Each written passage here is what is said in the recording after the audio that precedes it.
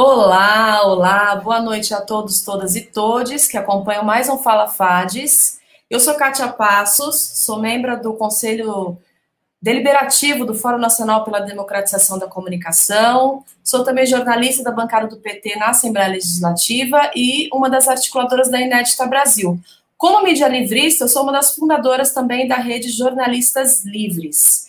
Eu quero, já de antemão, dizer que, para quem vai assistir o Fala Fades gravado, acho que é bom dia, boa tarde, enfim, não importa, mas para quem está assistindo ele agora, o nosso chat já vai ficar aberto para perguntas e respostas no tema, perguntas e questionamentos e comentários para o tema de hoje do nosso programa.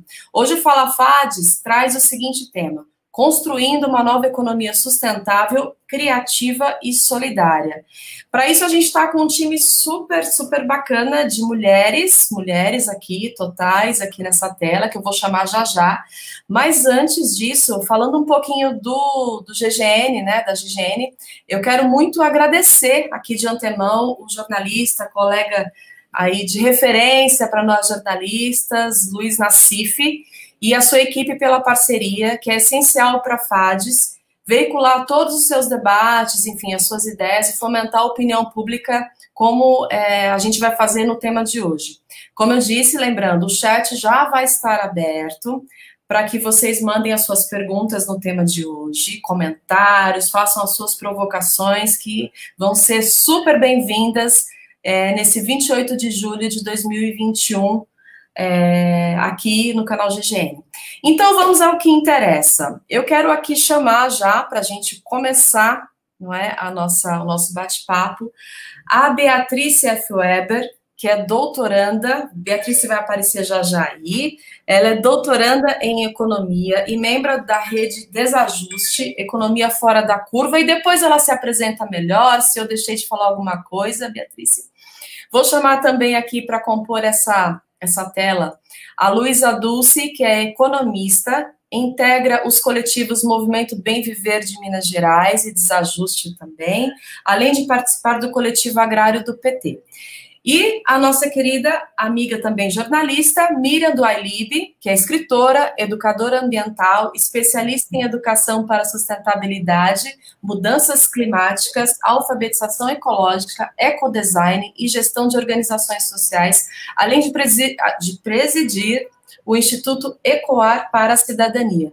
Meninas, boa noite a todas vocês. Eu quero agradecer muito a dedicação de estar aqui no Fala Fades para a gente fazer um debate qualificado sobre o tema de hoje. Queria que vocês começassem aí as três dando uma saudação. Quero começar pela Beatriz, que entrou primeiro na tela, e aí na sequência a gente começa o nosso debate. Mandem perguntas e comentários. Oi, pessoal, boa noite.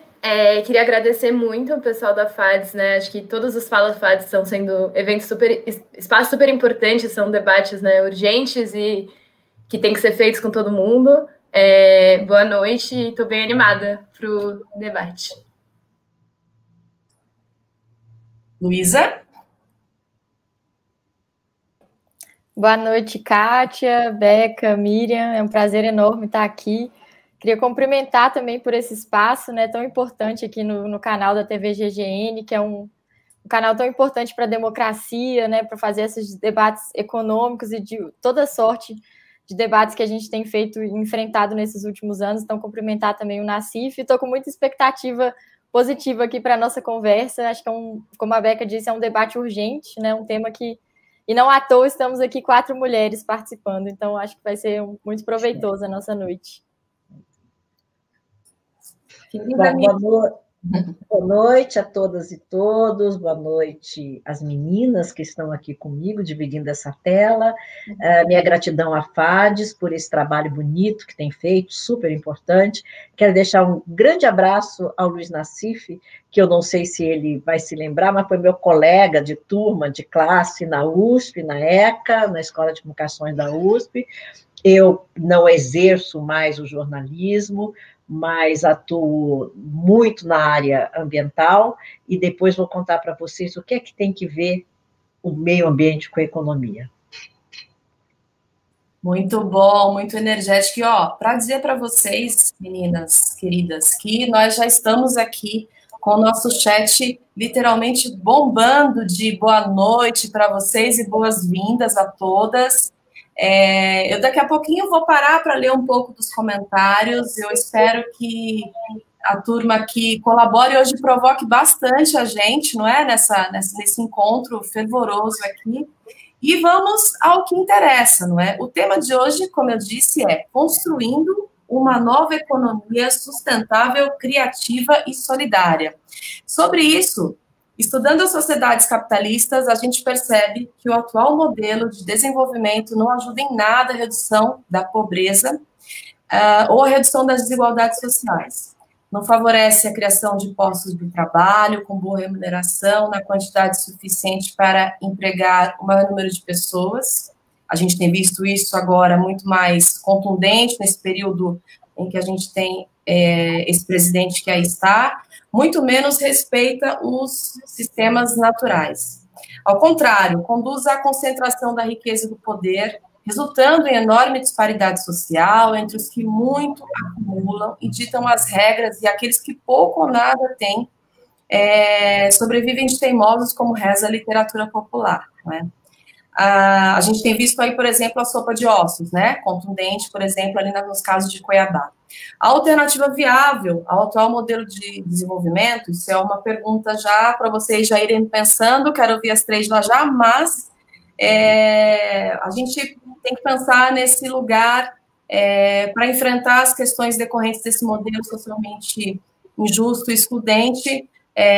Como é que a gente discute hoje as alternativas locais e regionais que instituições, organizações, grupos e coletivos têm apresentado, resultando no caminho da construção de novos modelos de desenvolvimento socioambientalmente solidário, sustentável e que dure, não é?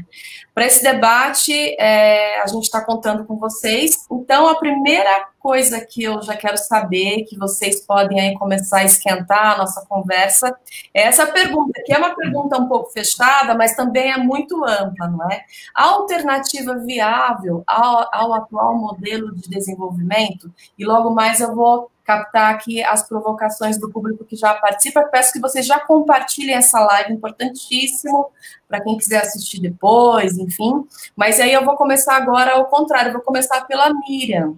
Miriam, existe essa alternativa? Existe alguma coisa viável, né, para isso? Sim. Eu queria primeiro falar para vocês o seguinte: se nós pensarmos na palavra economia, você vai ver que, etimologicamente, ela quer dizer a gestão do eco, né? Na verdade, o eco vem do grego oikos, que quer dizer a casa comum, tá? Então, é a gestão da casa comum. Se nós pensarmos na palavra ecologia, ela também veio do grego oikos, né? Ela tem o prefixo eco. E aí você vai ver que ecologia é oikos e logos, ou seja, ela é o conhecimento da casa comum. E aí a pergunta que eu faço é o seguinte: como é que a gente faz gestão do que a gente não conhece, né? Me parece que seria muito mais viável, sensato e inteligente se nós primeiro conhecêssemos essa casa comum, né? Quer dizer, a ecologia, para depois nós fazermos a gestão dela, a economia. Ou seja, a economia não pode, ela não pode se sobrepor à ecologia.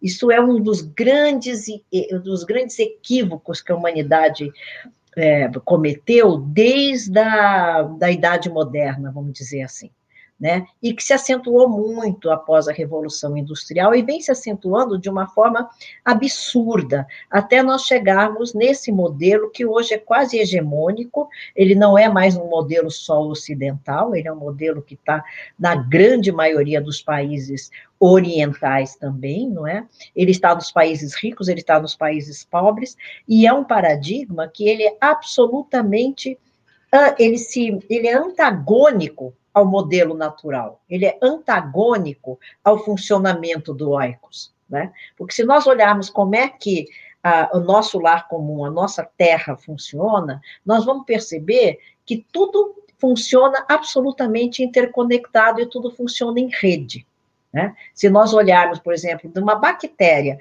até o organismo mais sofisticado, vamos dizer, os seres humanos, todos nós, todos os elementos dentro desses organismos estão articulados em rede.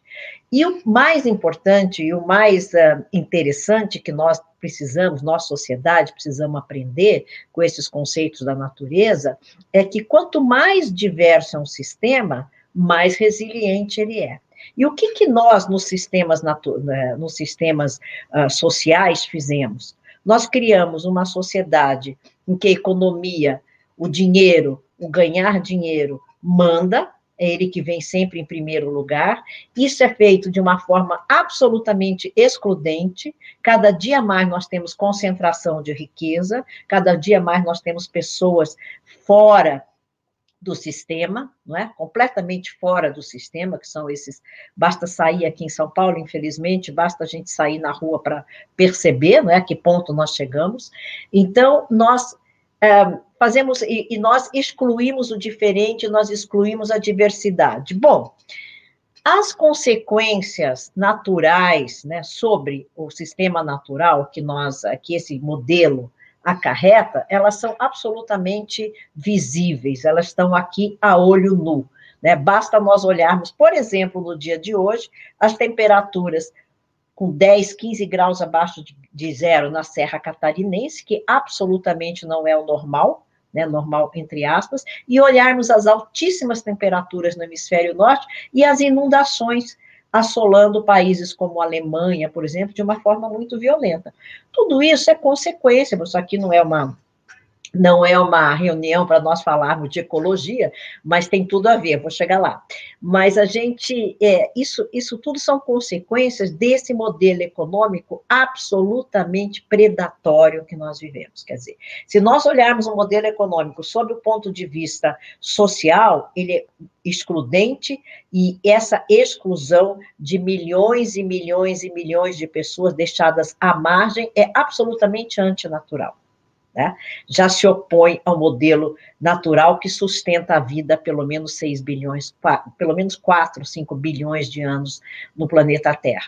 Mas se nós olharmos do lado econômico e do lado do meio ambiente, ele é absolutamente predatório, porque é arrancar, é tirar, é arrancar, é processar e devolver o quê?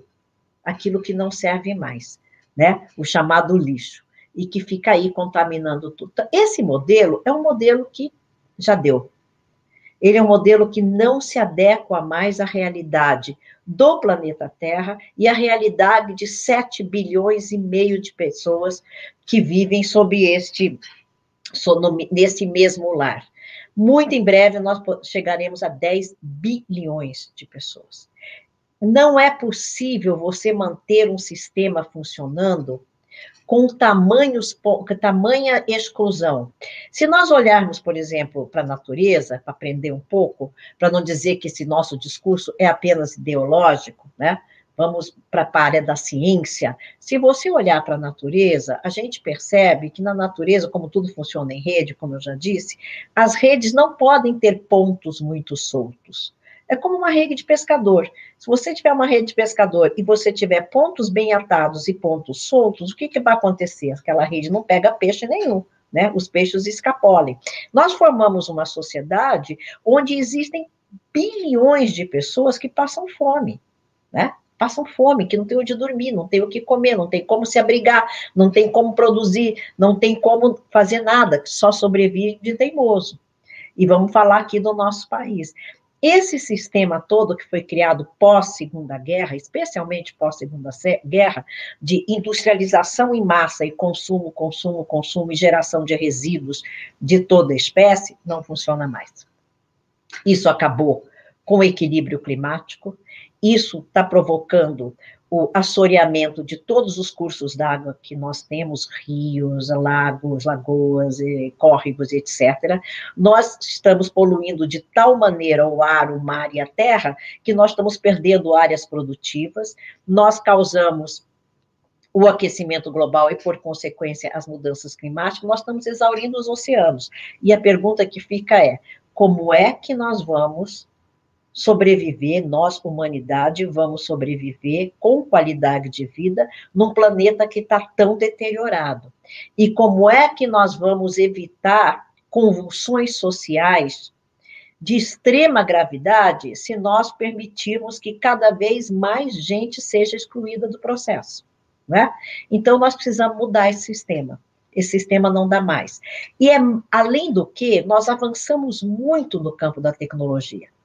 E esse mundo tão tecnológico não é mais um mundo só do produção e consumo, produção e consumo. Hoje a gente está entrando numa economia, já entramos numa economia que é muito mais de serviços e de fluxos do que de produtos, do que você adquirir um produto e você usar aquele produto e descartar, adquirir, usar e descartar, né? A gente não pode mais fazer isso. Esse tipo de economia, esse paradigma econômico, ele está totalmente superado. E para essa nova economia, que é possível e que já acontece, né? E acontece em muitos lugares do mundo, e acontece em muitos lugares do Brasil, essa nova economia, que é criativa, que é tecnológica, que é solidária, que é muito mais inteligente, ela está baseada no pequeno, nos pequenos empreendimentos, nos microempreendimentos, nas startups, nas redes, nas associações, nas cooperativas, né? A gente não precisa mais de grandes indústrias, grandes corporações. A gente precisa de pequenos, que se juntem em rede, né? Que se articulem em rede. E via rede, a gente consiga capilaridade e consiga volume.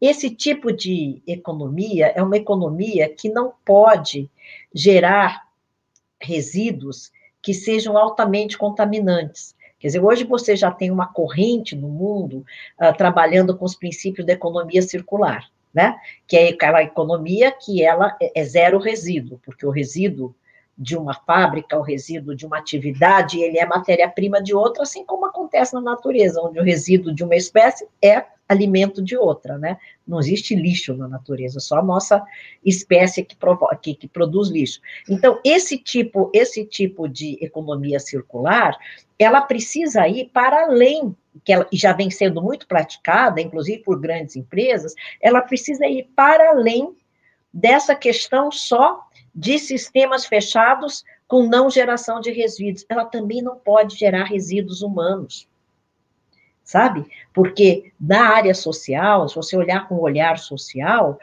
não é só o resíduo que polui, né? O resíduo que a gente precisa evitar porque a gente está exaurindo e poluindo de uma maneira absolutamente contundente a terra, a água, o ar e o mar, né? A gente precisa também não excluir as pessoas não são lixo, não é mais possível que as pessoas tenham que... Olha, nós vimos agora na Olimpíada, estamos vendo histórias de atletas e de pessoas que vão treinar sem comer, porque não tem dinheiro para comer. Quer dizer, nós chegamos num ponto de desvalia nesse nosso país que não dá mais para suportar. E, por outro lado, você tem uma versão liberal, né, que é a versão, então agora todo mundo vai ser empreendedor. Não, todo mundo está virando trabalhador precarizado e explorado ao máximo, né? Então, a proposta que nós temos e por isso eu, apesar de presidir um instituto que é de meio ambiente, ele é socioambiental, a gente foca tanto na parte econômica, porque a primeira necessidade que as pessoas têm é a de se alimentar, a segunda é de se abrigar, né? As pessoas precisam ter comida, abrigo, saúde, educação, lazer, o direito de procriar. E são direitos básicos que ninguém pode tirar do ser humano. E, para tanto, as pessoas precisam ter um mínimo de condição. E essa condição é que essa nova economia pode dar, que é a nova economia que apoia o pequeno e o microempreendimento e trabalha para que esse pequeno e microempreendimento passe a ser pensado não como um empreendimento individual, mas que ele possa entender que ele pode ser coletivo.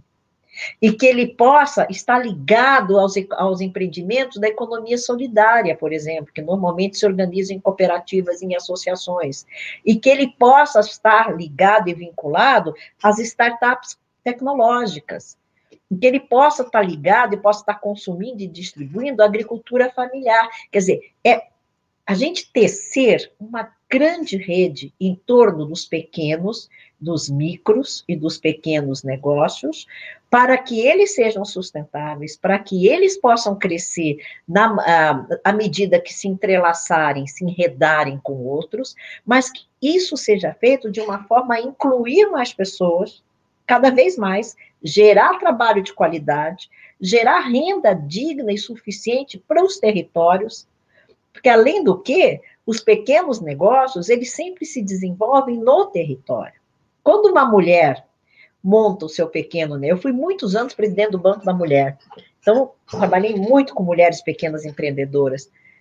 Quando uma mulher faz pão em casa e consegue um apoio, e começa a crescer, começa a fazer mais, começa a comprar um bom forno, uma boa farinha, começa a vender os seus pães nas lanchonetes e enfim, para as escolas e para os lugares, a primeira coisa que ela faz é incluir a sua família.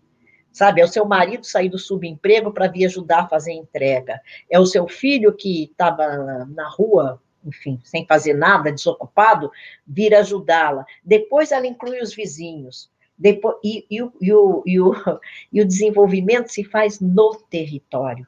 Então, essa pequena economia é uma economia que causa o desenvolvimento, que produz, que fomenta, melhor dizendo, o desenvolvimento local sustentável. Isso nós tínhamos no Brasil, todo esse trabalho, ele já é feito em muitos lugares, mas é feito por quem? Por quem que ele é coordenado? Quem que o apoia?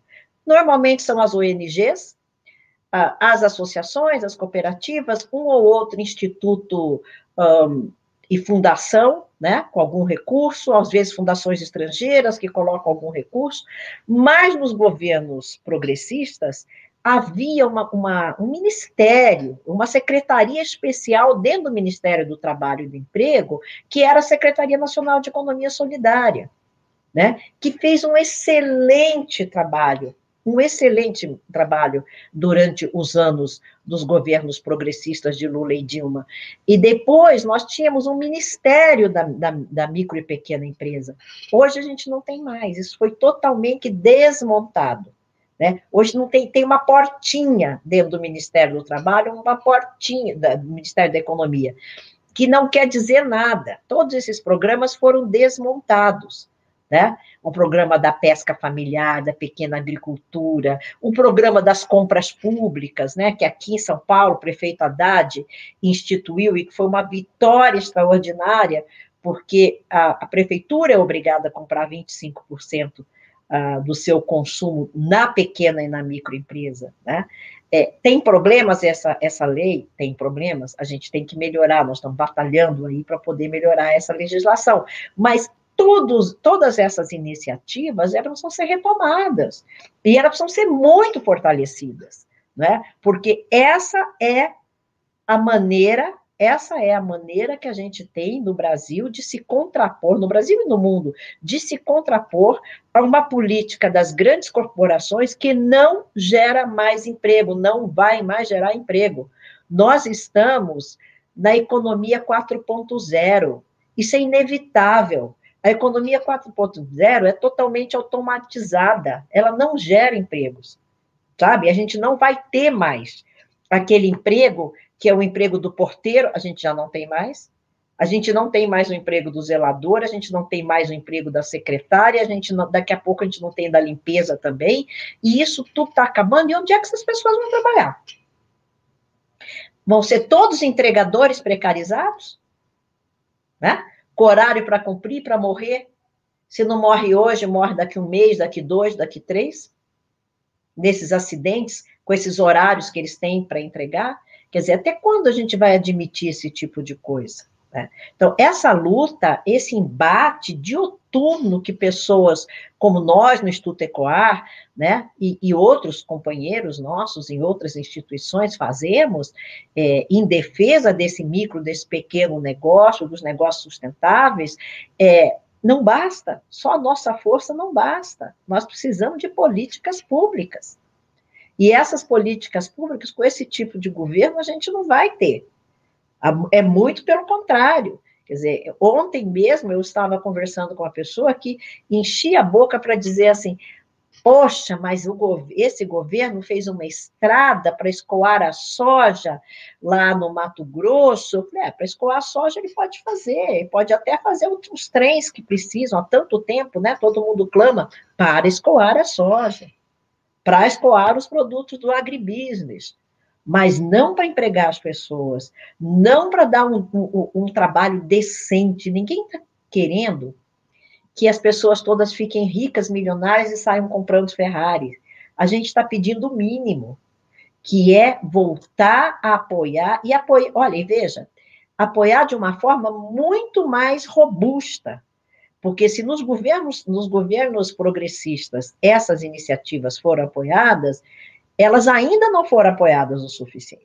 Elas precisam ser muito mais apoiadas. E eu acho que agora os partidos progressistas, especialmente o PT, já entendeu isso.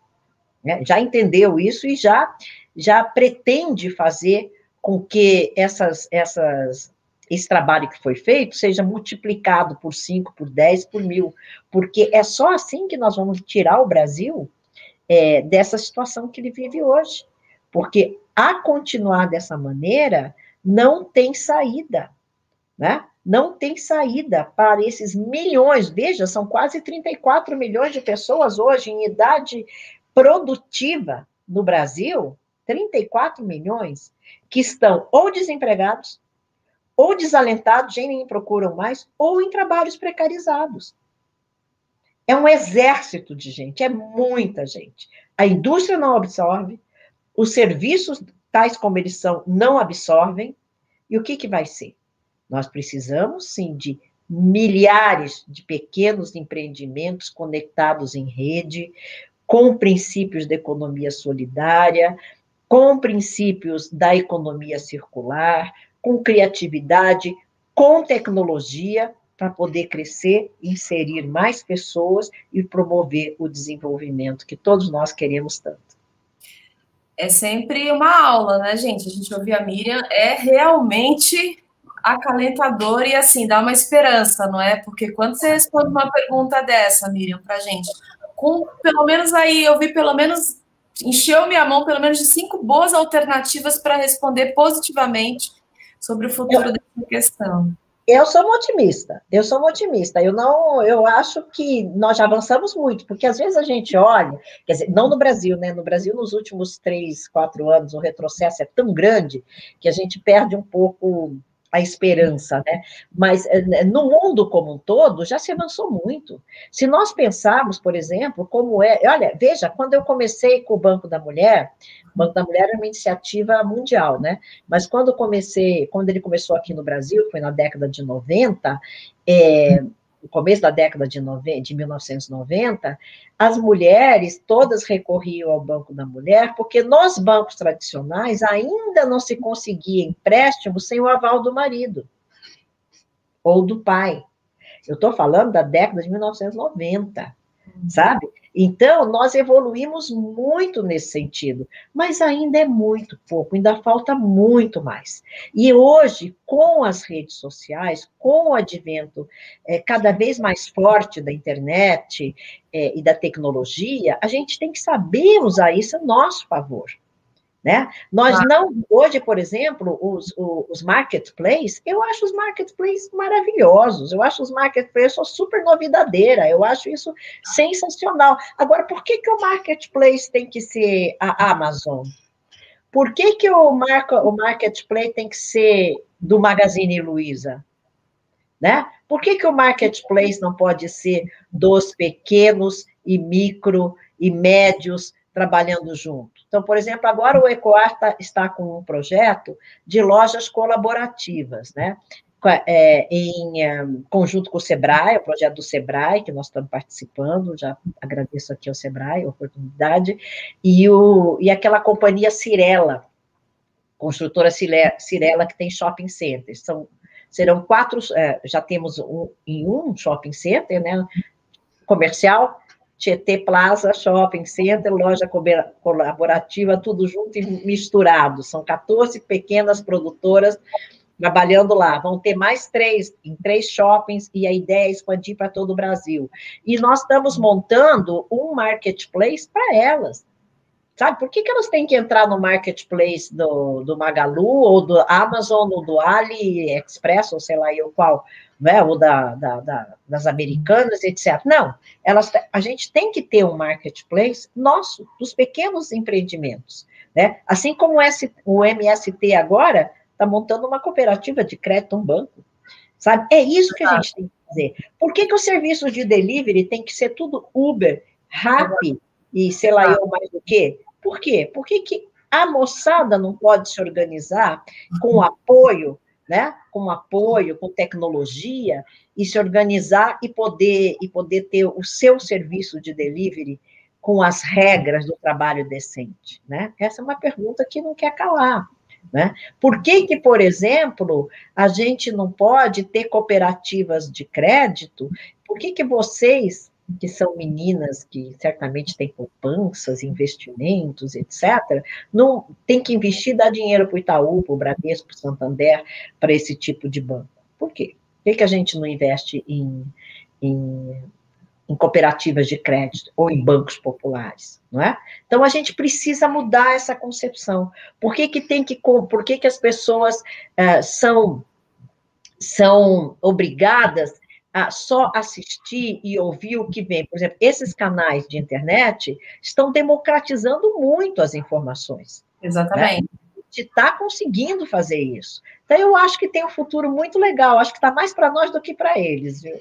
Ainda bem que tem esse otimismo. Eu quero, antes, Luísa, de passar a você, ler um pouquinho dos comentários, e depois, no próximo bloco, após a intervenção da Beatrice, eu vou escolher um dos comentários aqui para a gente, então, comentar, não é? Para a gente falar exatamente o que a gente está pensando sobre isso. Olha, Miriam, na sua fala da Secretaria Nacional de Economia Solidária, a Vânia Bulgarelli lembrou do nosso querido Paul Singer, que eu também lembrei exatamente na hora que você falou, fiquei bem feliz da gente lembrar desse momento.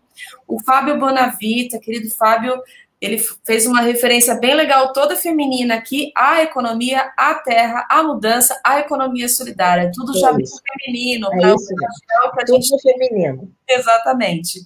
Querida Luísa, eu vou ler mais comentários daqui a pouquinho, gente, mas já passo a você também para fazer a sua primeira intervenção. Obrigada, Kátia. E assim, depois dessas várias janelas que a Miriam abriu, né? Espero puxar aqui alguns fios assim para a gente dar continuidade, mas resgatar um pouquinho do que ela falou no início, assim, né? De pensar a economia como o cuidado da casa comum, né? E eu acho que economia é isso, né? Economia é o estudo, ou é as práticas, né, de como as pessoas vivem, sobrevivem, produzem, distribuem renda, riqueza e poder, né? E aí trazer essa dimensão do poder, acho que é importante também resgatar um pouco essa dimensão da economia política, né? Nas nossas análises, nas nossas elaborações, lembrar que a gente está falando de distribuição de renda e poder, né? Entre as classes e os segmentos sociais. E aí, quando você faz essa pergunta, né, a gente está, acho que, partindo aqui de um pressuposto comum, né, de que esse atual modelo de desenvolvimento ele é essencialmente concentrador, né, e aí eu quero muito concordar com o que a Miriam falou, assim, um dos grandes problemas é que esse modelo de acumulação ele é um modelo concentrador de renda, né, de poder, de desigualdades. E aí, numa matriz de desigualdades, né, matriz de raça, gênero, território, faixa etária, enfim, o que a gente poderia falar aí de interseccionalidade, esse modelo de desenvolvimento ele produz essa matriz de desigualdade que é forjada, então, na superexploração do trabalho, ou seja, desses sujeitos, mas também da natureza, né? E cada vez mais, e a gente está aqui numa pandemia sanitária, é muito importante que a gente coloque essa dimensão da superexploração do trabalho e da natureza como parte de um processo comum, né? Então, a mudança que a gente precisa fazer ela tem que olhar, né, essas outras economias, elas têm que olhar para esse conjunto de fatores. E aí eu queria saudar muito assim o tema aqui da nossa conversa de hoje, né? E olhar para esses 3 valores ou esses 3 princípios aí que o Fala FADES está nos propondo a conversar hoje, que é a sustentabilidade, né? Então a sustentabilidade econômica, social, ambiental, que traz então essa dimensão histórica, né, do passado, mas também do futuro, que se contrapõe aí a essa perspectiva mais curto-prazista, né, da economia de hoje em dia. Então, a gente tem que ter essa dimensão mais histórica, né, para ter essa concepção de sustentabilidade. Olhar para a dimensão da criatividade, e aí, relembrando aqui, né, a publicação do Furtado, lá do Criatividade e Dependência na Civilização Industrial, acho que esse elemento da criatividade, ele é fundamental, né, para a gente pensar em inovação, com ecossistemas de inovação, enfim, para a gente pensar também o lugar do ser humano, do indivíduo, né, não do ponto de vista individualista, mas assim, como que nós também podemos estar constantemente nos estimulando, assim, a fazer parte dessa coletividade. E o último elemento, né, além da sustentabilidade, da criatividade, é a solidariedade, que também a Miriam falou da economia solidária, é muito importante trazer essa dimensão dos comuns também, né, que tem sido muito debatida, e eu acho que ela é fundamental para a gente pensar a economia como esse lugar da casa comum, né, que o próprio Papa Francisco já nos convoca a pensar, e aí quando a gente fala do próprio cuidado também da casa comum, pensar na economia feminista, né, e toda essa contribuição que muitas mulheres têm feito da gente entender o que é o trabalho do cuidado, né, que é um trabalho extremamente invisibilizado, mas já tem muitas estatísticas aí, e a gente teve uma grande vitória agora essa semana na Argentina, né, reconhecendo aí o trabalho do cuidado, mas olhar o trabalho do cuidado como um trabalho, sim, produtivo e fundamental para a reprodução da sociedade, né? Então, esse cuidado com a casa comum, eu acho que ele tem várias dimensões, assim, e eu queria trazer, então, né, já que a gente considera, né, que esse modelo de desenvolvimento, esse modelo de acumulação, ele é desigual, ele é insuficiente, né, para a sociedade que a gente quer, para a vida, né, que a gente quer, não só de seres humanos, mas da ecologia como um todo, né? Pensar, então, num processo aí, queria dialogar com dois possíveis caminhos, né? Um deles é a transição ecológica, né? E o outro é o bem viver. Para começar a falar da transição ecológica, pensar que, assim, qual que é a proposta, né? A gente precisa transitar de um lugar a outro, ou seja, esse lugar que a gente está, ele não dá mais, né? E aí, essa transição, acho que ela é fundamental. E a dimensão ecológica também, subscrever em tudo que a Miriam falou, assim, que traz essa dimensão ambiental muito fortemente, mas eu acho que tem outro aspecto, né, que a Miriam trouxe também, que é esse aspecto do sistêmico, né, do ecossistema, da integração, do integrado e do integral, né, do não setorial, que às vezes a gente está muito acostumado a analisar a economia por meio de setores, de ramos, de cadeias, mas a gente precisa superar essa visão fragmentada, né, e olhar para o sistema, olhar para o ecossistema, né, e para os processos econômicos, políticos, culturais, enfim, incorporar essas várias dimensões, eu acho que é fundamental. E a gente, né, acho que a própria ideia de ecossistema de inovação, que tem sido muito falada, traz isso, a ideia de economia circular, enfim, tem um monte de gente pensando, né, em torno desse conjunto de fatores, assim. Depois eu posso falar um pouquinho mais sobre, eu estudo o sistema agroalimentar, eu acho que ele é um espaço muito importante para a gente pensar, e está super, né, em dia pensar essa questão da fome, da produção de alimentos. Mas aí falar rapidamente assim do bem viver, que eu acho que ele é complementar também essa ideia da transição ecológica, né? Que muito brevemente, acho que algumas pessoas já devem ter ouvido falar, mas o bem viver ele é uma inspiração, uma filosofia indígena andina, né? Ali da região da Bolívia, do Equador, enfim, que vem ganhando espaço, acho, na América Latina como um todo e também no Brasil, que já foi, inclusive, experimentada, né, em alguns planos governamentais, mais especificamente lá na Bolívia e no Equador, e acho que ele tem uma tríade aí do bem viver que nos ajuda a pensar para onde que deveria caminhar essa transição ecológica, em contraposição a esse modelo desigual e concentrador que a gente vive, né? Então, o bem viver, basicamente, é uma ideia que caminha no sentido da vida plena, né? Então, da suficiência, ao invés da escassez e da desigualdade, que são fundantes aí da nossa economia de hoje. E essa tem uma tríade, né, para essa vida plena, que é uma baseada, então, nessa ideia de igualdade, né, igualdade social, igualdade socioeconômica, uma dimensão ecológica, né, que traz toda a perspectiva ambiental, e uma dimensão mais identitária, né, que traz a perspectiva dos direitos, da diversidade. E aí eu queria muito frisar essa ideia da diversidade, porque eu acho que na perspectiva do sistema ou do ecossistema, né, cada um contribui, né? Cada vida é importante para a harmonia do sistema. Então, é muito importante que a gente também se proponha na economia, na política, a combater as desigualdades a partir da diversidade, né? Isso eu acho que é uma dimensão e que nós, assim, da esquerda, do campo progressista, precisamos ainda avançar nesse sentido.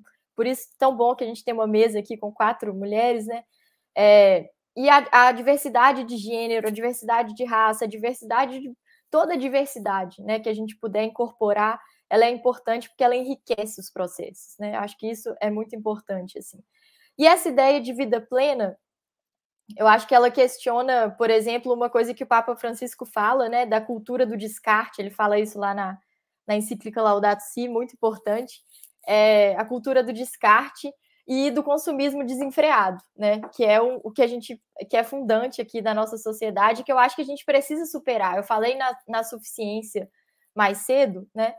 Pensar, então, será que a gente quer um modelo de desenvolvimento que é acumulação pela acumulação? Ou a gente pode pensar no que é suficiente para a nossa vida, né? Para a nossa vida plena.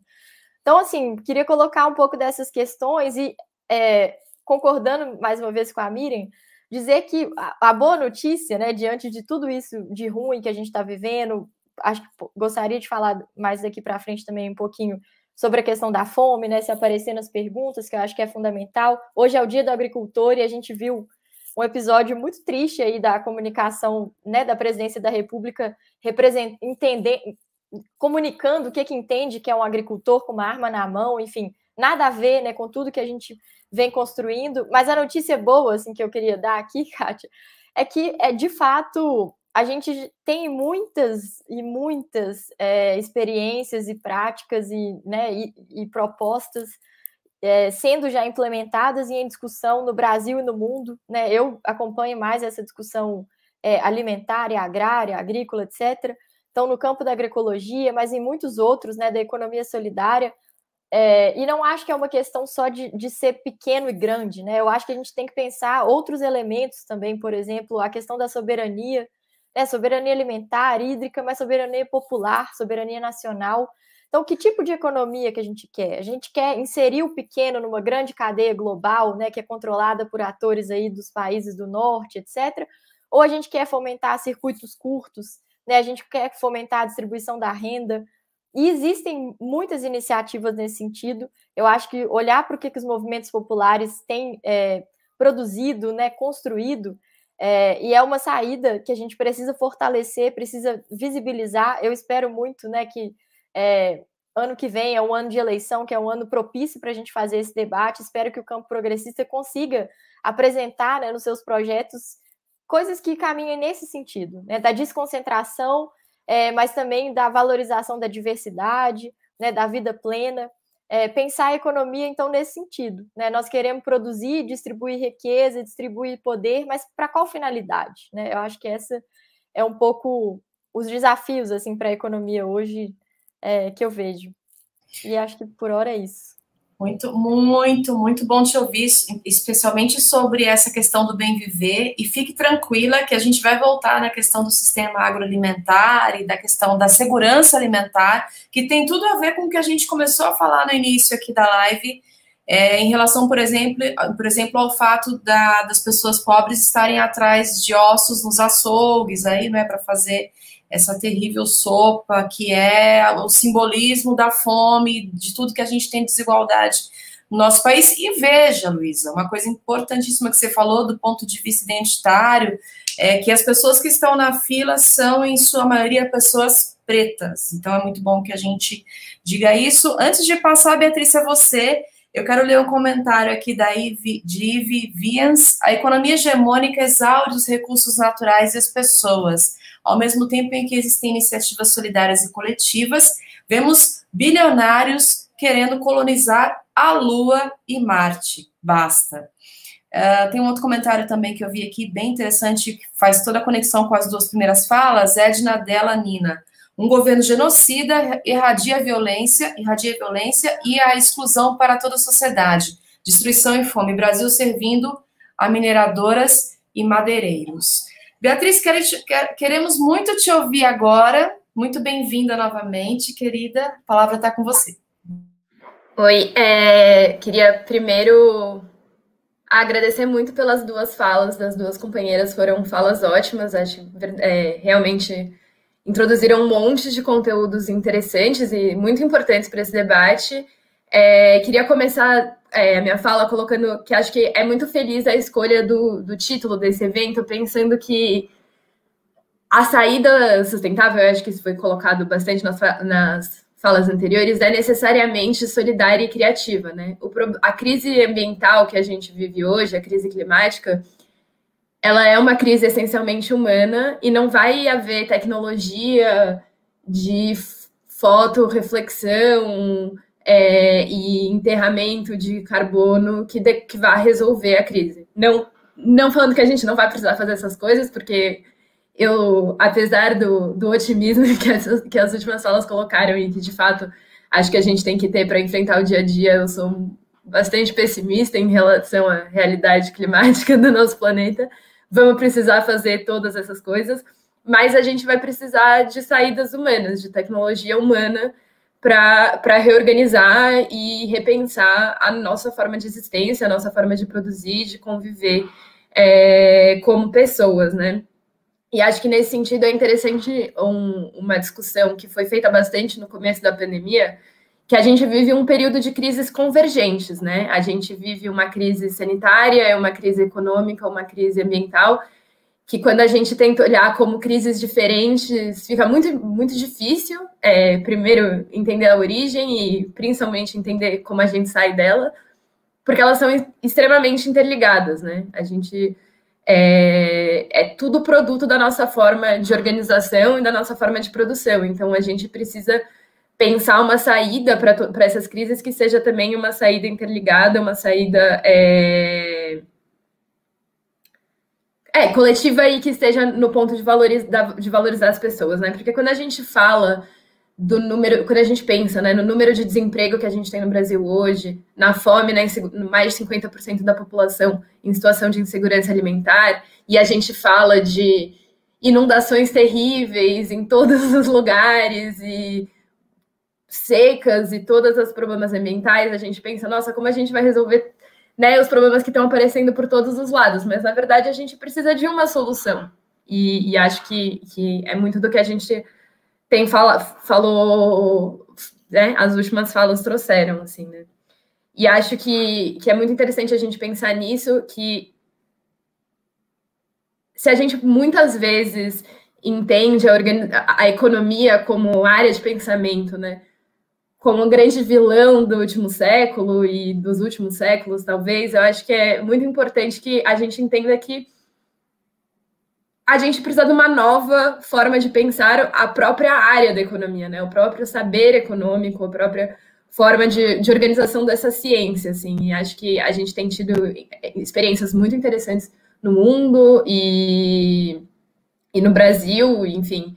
Eu e a Luísa, a gente tem o prazer de construir o Desajuste, que é uma rede de jovens economistas espalhados pelo Brasil que tem se debruçado muito sobre o tema da crise climática e, enfim... suas milhares de decorrências ambientais e sociais, é uma forma que a gente precisa pensar que o objeto da economia precisa ser mais coletivo e a forma, né, vou dar uma de economista agora, mas assim, a gente aprende na primeira aula de economia, né, que a economia é as pessoas entender como as pessoas fazem as escolhas, né? E acho que a gente entender que talvez a gente precise pensar esse problema de um jeito diferente a partir do século XXI, assim, né? O que motiva essas escolhas coletivas e como a gente pode incentivar melhores escolhas coletivas e sociais, assim, né? E para que caminhos essas escolhas nos colocam, assim, pensando que a gente tem que considerar E acho que aí eu parei o meu raciocínio no meio, porque acho que, assim, até, sei lá, 15, 20 anos atrás, a gente entendia que que trazer o problema ambiental para dentro da economia era pensar como que a gente pode incluir a consideração das próximas gerações nas decisões políticas e econômicas que a gente faz hoje, né? Como que a gente dá voto e voz para essas pessoas que ainda nem nasceram e que vão sofrer com a crise. Mas hoje a gente não vive mais nesse cenário, né? Hoje as consequências climáticas e os desastres naturais e os problemas que isso causa já afeta a vida das pessoas que estão vivas hoje, assim, né? Só vai piorar, é evidente, mas já é uma realidade, assim. Então não é mais um problema de como um problema até teórico da ciência econômica de como a gente dá voz e voto para essas pessoas, mas de como a gente coloca problemas que já existem, assim, né, na solução econômica, como que a gente faz uma solução que é planejada e coordenada, porque, assim, se é super importante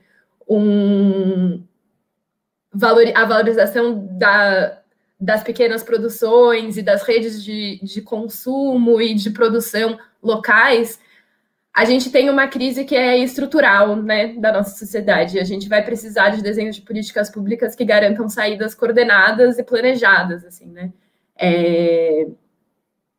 Então, nesse sentido, a gente precisa de uma economia que dê base, que dê condições para essas soluções, né? Porque a gente vai precisar também de grandes empreendimentos, a gente vai precisar redesenhar o que a gente quer chegar, né? Por exemplo, a gente quer que as pessoas tenham emprego e renda, e que vida que a gente quer que vida que essas pessoas vão querer a partir de agora, qual é o sonho de vida dessas pessoas? É a casa e o carro? É o churrasco de domingo, de vaca, enfim, eu acho que tem muitas discussões que são mais ou menos de longo prazo, que são mais ou menos do ponto de vista da construção, né, sei lá, do sentimento, não sei, dessa parte da psicologia, sociologia, enfim, não sei, nem, assim, não é muito meu forte, mas, assim, acho que são todas essas questões que a gente tem que pensar, e nesse sentido, o desenvolvimento dessas redes, o desenvolvimento dessas saídas não pode mais estar na pasta da economia solidária ou na pasta do meio ambiente ou estar na pasta da agricultura, assim. Tem que ser toda a organização do projeto de desenvolvimento de quem for assumir o poder em todas as suas instâncias nos próximos anos, porque a gente tem muito poucos anos, na verdade. Assim, né? Ainda a gente vai precisar reorganizar o que a gente quer, que técnicos a gente quer formar, que profissionais a gente quer formar para produzir o quê e para quem e de que forma vai ser distribuído. Assim, né? Então, nesse sentido, a única coisa que me dá esperança é pensar que já tem muita gente pensando isso fora, sem condições de tomar as decisões grandes que precisam ser tomadas, assim. E que bom que nesse meio tempo a gente consegue organizar pela sociedade civil, que a gente consegue organizar na localidade e tudo mais, mas sem o planejamento e coordenação vai ficar muito difícil o tamanho do esforço que a gente precisa fazer no próximo período, assim. Então, é extremamente urgente para a sobrevivência do país, do planeta, que a gente tenha governantes dispostos ao desafio, assim. E aí eu queria terminar, acho que essa primeira fala, colocando uma última discussão, que é a questão da adaptação, assim, né? A gente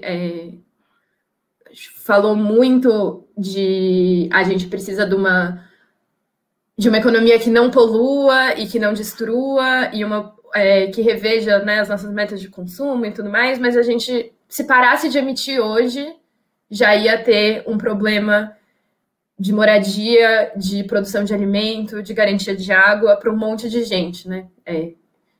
E como que a gente... E a adaptação é uma coisa que, principalmente no Brasil, a gente ainda tem muita dificuldade de falar, assim, né? E e que tem muito espaço para a organização social, assim. Acho que o movimento dos atingidos por barragens enfrentam problemas envolvidos com adaptação todos os dias, mas outros movimentos sociais também, assim. Então, acho que é super importante a gente pensar também que essa organização não só para construir uma economia que faça sentido para o futuro, mas também uma organização social que dê conta de lutar pelas demandas de adaptação e de viver na crise climática que já estamos hoje. E por agora eu queria colocar isso e vamos continuar a conversar. Muito inspiradora a sua fala, Beatriz, muito, muito. Quando você fala, não, esse não é meu campo filosófico, nem sociológico, tudo isso que a gente está falando, na verdade, não é, Miriam? Tem toda a profundidade sociológica e filosófica, porque o bem viver é isso, não é? A economia solidária é isso, enfim. Muito bom te ouvir. Antes de passar, a gente aqui, a nossa live termina às 20 horas, né? Então as próximas perguntas a gente vai ter que responder de modo mais sucinto. Esse foi um preâmbulo do nosso papo, e eu vou aproveitar, já que estamos em maioria de mulheres, para ler os comentários de alguns homens que estão aqui no chat. O Bruno Xavier, ele está contribuindo com opiniões desde o início dessa live, e ele escreveu aqui: espero mesmo que os governos progressistas tenham entendido muita coisa ruim que merece reflexão. O Fábio Bonavita novamente. Sobretudo, continuar zelando pelo meio ambiente, uma nova forma de desenvolvimento, porque o capitalismo, como disse a Miriam, já deu. E aí eu vou voltar para uma mulher, a Odete, gostei muito desse comentário em relação a gente ter as nossas próprias independências econômicas nesse país, Miriam. Odete Antônia Bresolim, quero arranjar uns pilas para investir nas cooperativas do MST, e ela faz um convite aqui, vamos! Ela fala. E deixa eu pegar mais um, Galvão Top, boa noite, sou agricultor agroecológico, da CSA Taubaté, comunidade que sustenta a agricultura, um projeto de economia solidária no qual os consumidores financiam a produção do preço para o apreço. Somos responsáveis pela nossa produção, financiamento e logística dos alimentos, independente do modelo econômico e político vigente. E aí, agora, eu queria que vocês comentassem uma perguntinha aqui que foi feita, foi direcionada a Miriam, mas eu acho que se a gente conseguir aí ficar um pouco mais disciplinada com as nossas falas e fazer em 3 minutos cada uma para a gente responder mais perguntas, a Vânia Bulgarelli diz: Miriam, eu já sei da sua resposta, mas o mundo precisa saber, e eu queria ouvir as meninas também, quais ações prioritárias a curto e médio prazo para a construção dessa nova economia, tema de hoje e sempre. Pode começar, Miriam, você, né? Assim, da gente fazer com que todas também contribuam aí para a Vânia ouvi-las. Eu acho que você está sem áudio. É agora? Agora sim. Tá. Bom, eu quero, em primeiro lugar, dizer que eu gostei muito da fala das meninas, gostei muito mesmo, aprendi bastante com vocês, e eu queria dizer que, na verdade, nós três, e você também, Kátia, a gente está falando exatamente a mesma coisa. Claro que o tema é um tema muito amplo, e aí a gente vai abordando pontos aqui e acolá. Mas o que tem em comum, e já respondendo a pergunta da Vânia, né? O que tem em comum nas nossas falas? E o que precisa é que nós temos o mesmo eixo estruturante, que é uma visão de mundo, né? Onde o desenvolvimento ele tem um objetivo, que é de promover qualidade de vida para todas as pessoas, sem discriminação de gênero, de raça, de classe social, de país, de nada disso. Óbvio, isso não é tarefa fácil.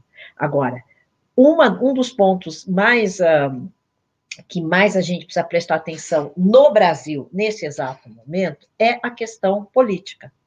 Porque existem todas essas alternativas, existem centenas de milhares de atividades, de alternativas que estão construindo uma nova economia.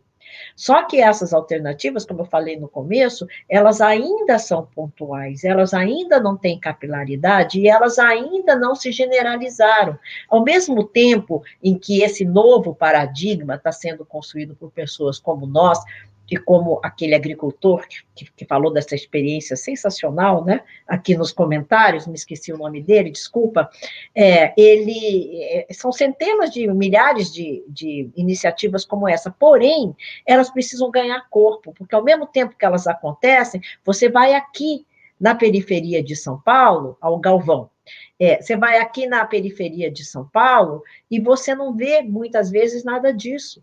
Você vê as pessoas ainda achando, né, que elas precisam ganhar dinheiro para poder comprar o tênis da moda, para poder comer no McDonald's e coisas desse tipo. Então, nós temos uma tarefa que é gigantesca, que é de se contrapor a esse velho paradigma que aí está e que ainda tem muita força e que a cada vez que um governo de negacionistas, de terraplanistas, de uma visão de mundo absolutamente fascista, excludente, toma posse, né? Governa, seja aqui, seja na Hungria, seja no próprio Estados Unidos com Trump, o retrocesso é imenso. Então, para poder fazer com que este lado bom, esse novo paradigma, ele prossiga, ele cresça, ele vá cada vez mais abrangendo mais e mais pessoas, influenciando mais e mais pessoas, nós precisamos ter políticas públicas que tenham o mesmo eixo estruturante, que enxerguem o desenvolvimento da mesma maneira, que enxerguem a economia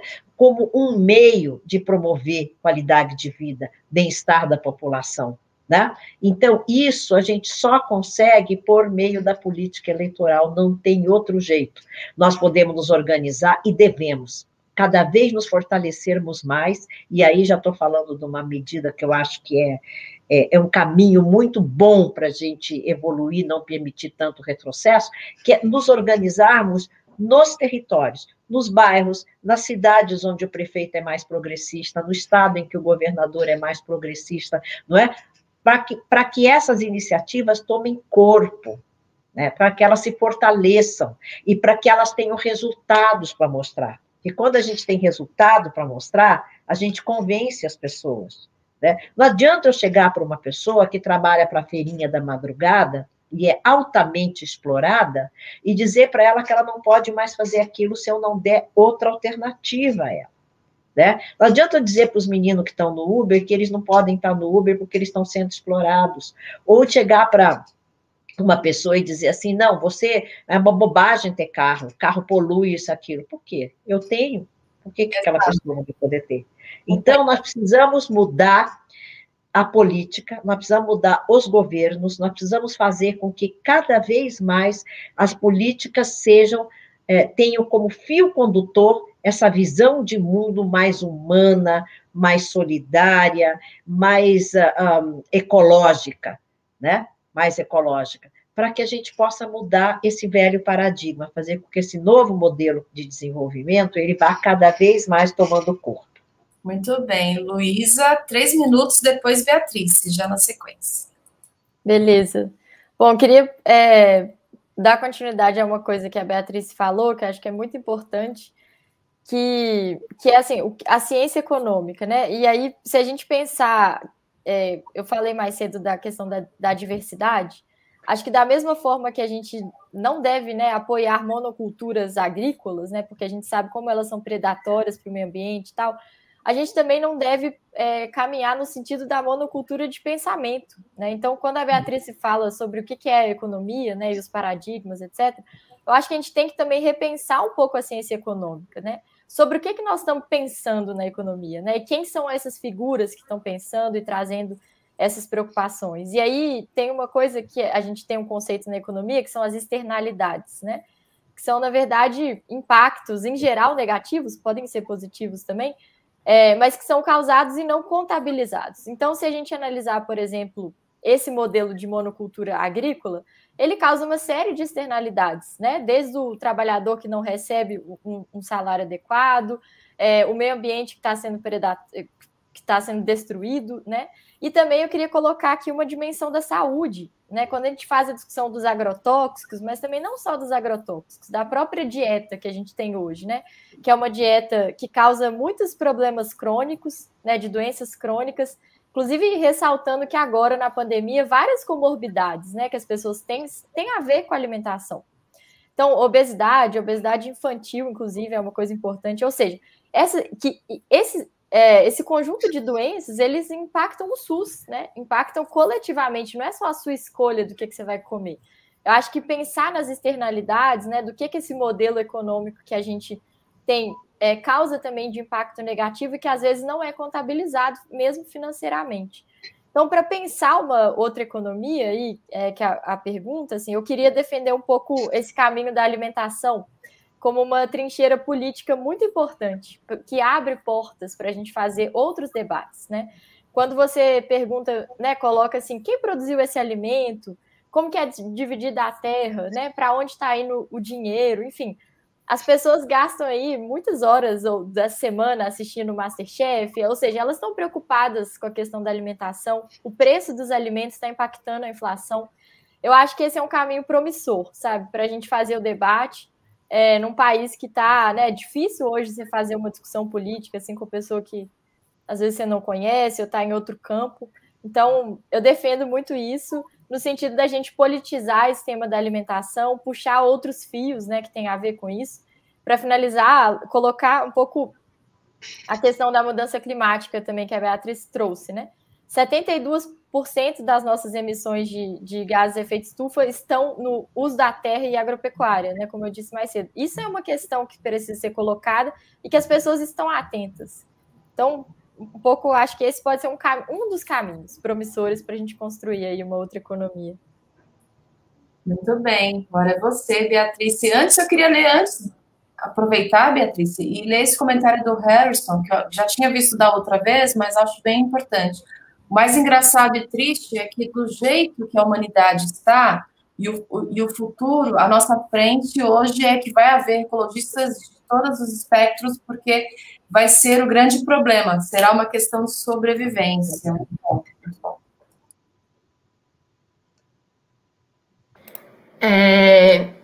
Queria começar muito linkando com a fala da Luísa. Acho que a questão da alimentação é muito importante, assim, eu acho que concordo com ela em toda a estrutura da importância da pauta e mais, assim, acho que cada vez mais eu tenho pensado que a escolha alimentar, várias pessoas chegam e me perguntam, né, tipo, o que eu posso fazer, né? Tipo, se o problema é tão grande e é estrutural e é da nossa organização da sociedade, o que eu, como indivíduo, posso fazer? E eu tenho cada vez mais me convencido do papel da alimentação como principal escolha individual que você pode fazer no combate às mudanças climáticas, assim, porque a indústria da carne é a indústria, né, como a Luísa falou, né, desmatamento é a principal causa de emissão no Brasil, e a maior parte da terra usada no desmatamento é usada para o gado, né? E a escolha de comer carne, você não é mais barata, não é mais nutritiva e não é mais ecológica, assim. Então, assim, cada vez mais eu tenho me convencido disso. Isso por um lado. Segunda coisa, reforçar o ponto que acho que a nossa participação política e o nosso voto, assim, nunca valeu tanto no sentido, né, no sentido ambiental. E acho que, dando uma luz positiva, no ano passado saiu a primeira pesquisa sobre percepção da questão ambiental com a população brasileira, e é surpreendente positivamente os números, né? A grande maioria dos brasileiros entendem que existe um problema ambiental, acreditam no aquecimento global, e acho que isso é um terreno muito fértil para colocar a política. Assim, eu acho que é muito importante, a disputa hoje que precisa ser feita, acho que, evidentemente, ainda existe uma proporção de pessoas que, né, ficam, mas se tá tão frio, por que tem um aquecimento global, né, esse tipo de coisa. Mas eu acho que a disputa hoje é por que não é a campanha de net zero da JBS o caminho para a solução do problema ambiental, né? Não é a construção dessa nova economia verde, não é a proposta da Coca-Cola e da JBS, assim. Por que precisa ser popular e solidária a construção? Acho que esse é o que está em disputa hoje e, enfim, tenho certeza que vamos ser vitoriosos ou vamos deixar de desistir. Então, temos que ser vitoriosos. Certamente. Eu estou no otimismo, Beatriz. Excelente nível do debate, excelente nível das falas. Vocês estão sendo super elogiadas desde o início da live no chat, mas o Bruno voltou a dizer aqui, excelente, Luísa, nós somos o que comemos. E eu sinto, viu, Bruno, que nós estamos aqui entre vegetarianas, eu não queria dizer não. A Vânia Bulgarelli está dizendo, os menos favorecidos têm a carne como elemento principal da sua alimentação. Aí tem aqui em cima o Marcelo de Souza Oliveira, dizendo, o mais importante é qual o caminho para criar novas empresas, mais empresas novas e gerar empregos formais para que essa massa de desempregados, 15 milhões, enfim, voltem ao mercado de trabalho, é um questionamento que ele faz. A gente vai juntar tudo isso porque nós estamos nos encaminhando para o bloco, exatamente, o último bloco do Fala Fades de hoje, mas eu não posso deixar de pedir para vocês falarem também em 2 minutinhos sobre, eu sei que não vai ser possível, Luiz, eu vou começar com você, sobre aquilo que a gente começou a conversar no início, que é o sistema agroalimentar e a segurança alimentar. Fazer essa conexão, né, dessa economia circular, isso que você falou, e com essa questão que a gente tem agora, que é o fato das pessoas estarem disputando ossos nas filas dos açougues. Essa é uma pergunta muito minha mesmo.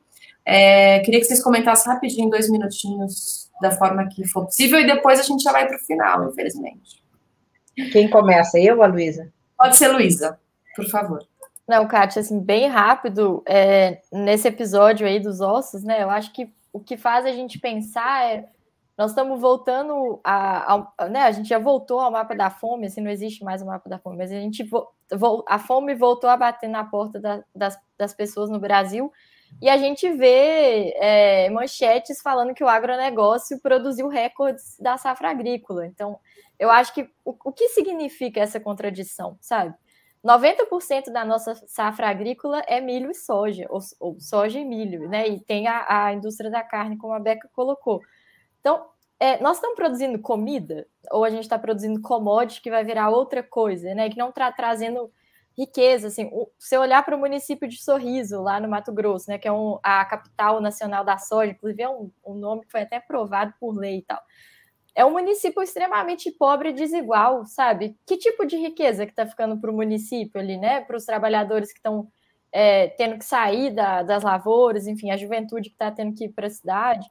Então, acho que é um pouco essa a pergunta que a gente tem que se fazer, né? Soberania alimentar é o controle da cadeia desde a produção até o descarte, né? Produção, distribuição, comercialização, transformação, descarte. O Brasil hoje produz esses recordes de soja, milho, etc., exporta café cru, soja em grãos, boi vivo, né? Que tipo de economia que é essa? Assim, é um pouco da pergunta que eu acho que a gente precisa se fazer.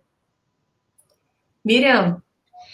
Eu queria pontuar algumas coisinhas. Primeiro, me referindo a essa fala da Luísa, com a qual, obviamente, eu concordo, eu acho que a gente precisa entender que a economia tal qual ela é baseada hoje aqui no Brasil, ela é uma economia voltada para commodities de exportação, ponto.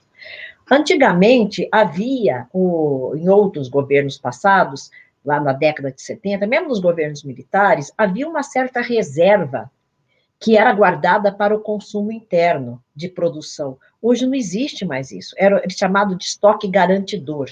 Isso não existe mais hoje. Hoje se exporta tudo, né? Por quê? Porque propositalmente o dólar está muito caro, né? O dólar, a moeda brasileira, o real, está muito desvalorizado, então o nosso produto fica muito barato e o mercado externo consome tudo, seja carne, soja, arroz, algodão, o que for que a gente produza. Muito bem. Sobra muito pouco para o Brasil, para o consumo interno, e aí é muito caro, tá? E é por isso que eu volto a dizer o porquê da importância de se mudar a política, né? Porque isso é uma política agrícola, uma política agropecuária, uma política de exportação, e ela está equivocada, porque ela não pensa, a nosso ver, né? Ela está equivocada, porque ela não pensa no bem-estar da população. Bom, a economia, o modelo de desenvolvimento mais baseado na questão ecológica, ele é um grande gerador de emprego. teve alguém que perguntou sobre a questão do trabalho. Ele é um grande gerador de emprego. Você gera muito mais emprego, por exemplo, fazendo cultivo direto, do que você fazendo agricultura de cultivo direto, as pequenas produções, você fazendo aquele sistema misto de agroflorestal, né? E silvo-agroflorestal, você ocupa muito mais mão de obra do que você fazendo as grandes monoculturas totalmente mecanizadas. Você gera muito a mão de obra, por exemplo, você promovendo energia solar, né, alternativa, por exemplo, em habitações populares, muito mais do que se você só levar a companhia elétrica, levar energia até lá. Então, existem formas de se gerar empregos de uma maneira muito mais robusta do que ele é feito hoje. A questão da adaptação, que foi falado aqui. Nós, ambientalistas, já há bastante tempo, a gente já não está mais preocupado com o sequestro de carbono. A gente passou todo o começo da década de 90, desde a Eco 92, né, falando em sequestrar carbono, em tirar carbono da atmosfera por meio, principalmente, do replantio, do reflorestamento em massa, né, de florestas nativas, e do evitar o desmatamento e mudanças no uso da terra, etc. Hoje, a gente já está falando, quer dizer, desde 2015, a gente está falando basicamente adaptação, porque o aquecimento global é uma realidade. E os gases que aí estão, mesmo se a gente parasse, como ela bem disse, parasse de emitir hoje, eles ainda ficariam na atmosfera por 300 anos. Então, a gente precisa ter medidas de adaptação. Medidas de adaptação podem e devem ser feitas localmente. Por exemplo, garantir alimentação. Né? Projeto de hortas, de agricultura urbana, é fundamental, porque nós vamos ter cada vez mais épocas de seca e enchentes, inviabilizando até a grande agricultura, não é? Então, nós precisamos voltar a plantar quintais, vasos, plantar comida, né? Plantar comida. A gente precisa ter um trabalho urgente de despoluição dos nossos rios. Enquanto a gente espera os governantes fazer, a gente pode começar fazendo no córrego que passa perto da nossa casa, a gente pode começar fazendo do controle dos resíduos que nós produzimos. Então, esses são trabalhos que podem ser feitos localmente e que, se a gente tiver quem apoie, seja ONGs, instituições, ou pequenas prefeituras, ou movimentos maiores, quanto mais apoio tiver, mais a gente consegue ir expandindo. Claro que a gente vai precisar, sim, a gente não pode ignorar a grande economia, a gente não pode, porque nós vamos ter que fazer obras de infraestrutura muito pesadas para poder conter, né, para poder evitar os acidentes que vão acontecer por causa das mudanças climáticas. Então, é toda uma mudança, uma transição que nós precisamos fazer, que não é uma coisa ou outra. Nós já saímos dessa época do ou, agora é tudo e, né? Nós precisamos trabalhar localmente, trabalhar nas comunidades, trabalhar no nível da administração municipal, no nível comunitário, da administração municipal, estadual, mas nós precisamos trabalhar globalmente também. Sabe? Nós precisamos nos fortalecer, buscar a troca de tecnologia, e quando eu falo em tecnologia, não estou falando apenas de tecnologias sofisticadas, nós precisamos recuperar tecnologia social, né? Eu escrevi um livro uma vez sobre água, que nós, lá em Foz do Iguaçu, lá para Itaipu, num programa sensacional que a gente participou, que chamava Cultivando Água Boa, que foi um programa premiado na ONU como o melhor programa de revitalização de bacias do mundo, né? E nós víamos ali experiência para combater a seca de barraginhas, que são tecnologias sociais revitalizadas, às quais você agrega tecnologia, são iniciativas ativas, você agrega tecnologia, e aquilo é uma maravilha, você não precisa de chuveiro elétrico, sabe? Você não precisa ficar... Se você tirar o chuveiro elétrico do Brasil, você já não precisava ter construído Belo Monte, né? Porque 40% do consumo de eletricidade é chuveiro elétrico, né? Então, tem muita coisa para ser feita. Essa economia ecológica, ela gera empregos, ela recupera o meio ambiente, ela interrompe a deterioração e ela recupera o meio ambiente e ela catalisa um espírito coletivo, ela catalisa um espírito solidário. Nós vamos ter que botar muita fé nisso, muito empenho e muita luz nesse tipo de trabalho. Muito bom. A Miriam é gigante, né, gente? Então, é isso. Isso, querida. A gente já está indo para o final, avisar vocês. Daqui a pouquinho, terminando a fala da Beatrice, quem quiser mandar mais comentários, mais provocações, mande, mas nós já estamos nos nossos últimos 10 minutos finais, 2 minutos para a Beatrice comentar. Deixa eu falar só uma coisinha. Claro. Eu posso falar só uma coisinha antes da Beatrice falar, que eu me esqueci? A questão da carne. A carne, ela realmente emite muito gás, a produção da carne, né? Emite muito gás de efeito estufa, especialmente metano, mas o arroz também. O arroz irrigado, que é um grande alimento da Ásia, ele emite, quando você faz o carbono equivalente, a taxa de carbono equivalente, ele emite mais que a carne. Então, é toda uma mudança que precisa ser feita, que vai para muito além só da carne. Bem lembrado, Miriam. Vamos lá, Beatriz.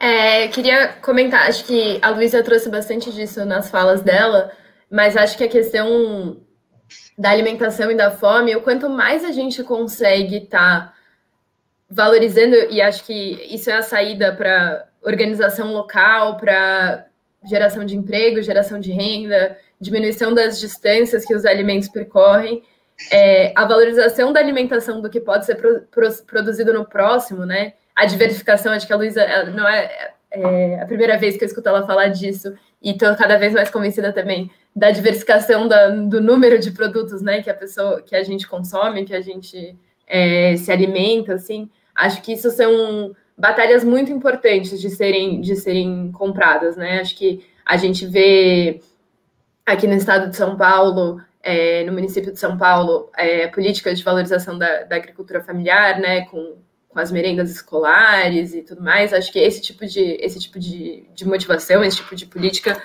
são super importantes, porque acho que a saída para uma crise de disponibilidade, de disposição de alimentos, é a produção de alimento perto das pessoas, assim, o fortalecimento de redes de consumo orgânicos e tudo mais, porque não é mais caro, né? Acho que a gente também precisa acabar com esse mito de, é óbvio, que trazer o kiwi da Nova Zelândia, que tem que ficar refrigerado e andar sei quantos mil quilômetros, aí é óbvio que fica mais caro.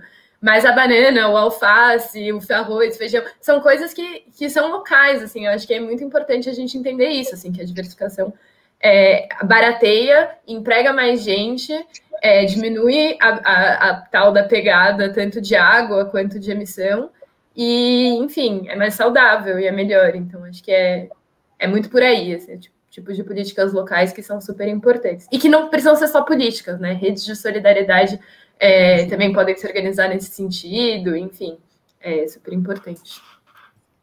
Muito bom, muito bom. O pessoal continua mandando, gente. Muita coisa aqui para a gente comentar. A gente teria aqui que fazer pelo menos 4 horas, né, de programa para que a gente consiga um pouco de tudo. Mas a gente agora chega ao final. Eu vou pedir para a Miriam começar fazendo as considerações finais. Miriam, a gente realmente tem aqui 2 minutinhos para cada uma. Vou cuidar do horário. Bom, eu quero agradecer muito, dizer que eu estou muito feliz, que eu gostei muito desse painel.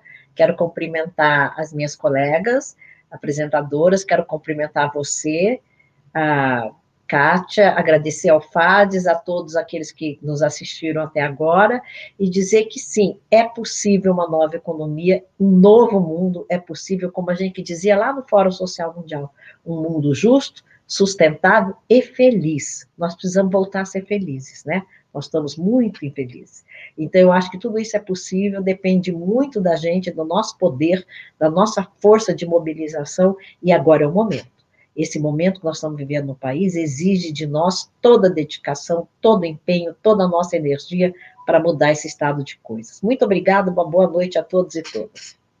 Muito bom, Miriam. Antes de passar para a Luísa, as pessoas realmente estão concordando com a minha dica aqui para o Fala Fades, para a TV GGN, de a gente continuar, fazer uma parte 2 desse debate. Até eu vi um comentário aqui dizendo, tem um grupo para a gente continuar debatendo aqui, o Bob Roberto Marques. É possível disponibilizar um e-mail para trocar ideias em grupo? Fixar nos comentários. Olha, vocês são poderosas, viu? Eu vou passar, então, a Luísa. Luísa, as suas considerações finais, fique à vontade. Bom, também quero agradecer muito aqui, Beatriz, Kátia, Miriam, foi uma noite muito proveitosa, de muito aprendizado, assim, e queria um pouco terminar com uma reflexão que já foi colocada aqui, né, mas desse sentido da política, né, a Miriam trouxe essa frase do Fórum Social Mundial, né, de construir um outro mundo é possível. Eu queria trazer aqui o Krenak, né, acho que a gente precisa de ideias para adiar o fim do mundo. A gente está urgentemente precisando dessas ideias, e essas ideias estão por aí, né? Colocar um pouco esse sentido, quem são os nossos aliados políticos para construir esse novo mundo, né? E aí a política, a gente também, eu sou do PT aqui, claro que eu valorizo muito a política partidária institucional, e acho que a gente precisa também começar a olhar para quem está fazendo movimentos políticos que às vezes a gente não enxerga, ou não incorpora, ou não vê como interlocutores, né, que são importantes também para essa construção da política, não apenas eleitoral. Então, colocar um pouco esse apelo, né, que a gente consiga olhar e que a gente consiga trazer essas discussões e escolher melhor quem são os nossos aliados para fazer essa transição ecológica, para construir o bem viver. Acho que esse é um pouco o nosso desafio. Muito obrigada. Obrigada a você. Viva a Krenak, viva o bem viver. Beatriz. Bom, também queria agradecer muito ao espaço, acho que foi muito produtivo, aprendi muito, agradecer nos comentários, acho que também o pessoal estava muito engajado, foi muito legal. Acho que é solução, e a solução nada, mas as soluções vão vir de muita troca, então a importância de espaços como esses são, né, imensurável. Regionais, de diferentes localidades, de diferentes experiências, também de diferentes áreas do conhecimento. Acho que, falando, né, o tema é economia, a economia precisa de um banho de humildade, um banho de interdisciplinaridade, e a gente ganha muito com esses espaços.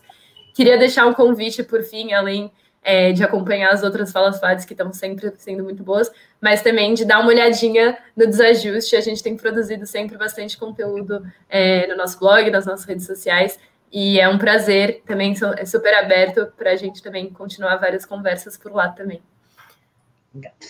Muito bom. O Bruno Xavier, só para terminar, em referência à Raíssa, a nossa campeã olímpica do skate, disse: hoje foi o Fala Fadas. Muito bom, muito bom. Meninas, eu quero muito, muito agradecer as contribuições. Hoje foi uma noite realmente muito especial, um tema. Primeiro pelo fato de nós estarmos aqui em mulheres, não é? Da gente ter tido uma participação do público inenarrável e bastante qualificada, e dizer que o Fala Fades é isso, né? O Fala Fades, ele tem essa missão que é também, Beatriz, filosófica, sociológica, né, de trazer para a gente o aprofundamento em diversos temas dentro do desenvolvimento social, do meio ambiente, do ecossistema, das agroflorestas, não é, Luísa? Do sistema agroalimentar, da economia circular. Foi um prazer hoje estar com vocês. Quero agradecer a todos e todas que participaram. Dizer que agora a gente vai ter o prazer de, aqui na TV GGN, contar com a chegada de Luiz Nassif, que vai trazer para a gente uma análise super profunda também de tudo que aconteceu hoje no país. Um beijo a todos e todas e até o próximo Fala Fades. Tchau.